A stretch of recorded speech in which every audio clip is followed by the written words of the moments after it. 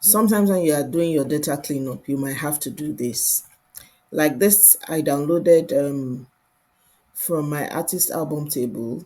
I downloaded all the track name, the artist name, and the title name so that I can do a quick cleanup.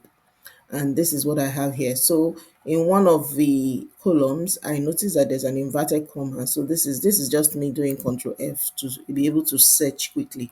So you just do Control F, and then you'll be able to search. So I wanted to search for all the titles that had inverted commas in front of it, and it came up with different options, but this was the one that interested me most. This is the title, that's the track name for the movie or the music. I think it's movie in this case, or a series. And then this is the album title, which is actually the series title, which is Lost. So this is actually a series in Lost.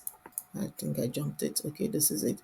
Question mark Lost, and it's Lost season 2.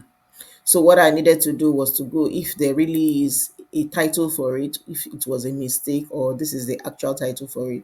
So I had to go to search for Lost season 2, all the episodes in Lost season 2. So these are all the episodes in Lost season 2. And as we can see here, there really is, you know, an episode titled question mark. So we can see here. So it wasn't an error, and I didn't need to remove it. I don't need to remove that. It's not a mistake. So these are all the titles in Lost season 2, all the episodes.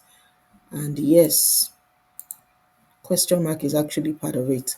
So sometimes you'd have to do further research by yourself when you're cleaning up data to be sure that what you have in your data is correct, or maybe you need to edit or change anything.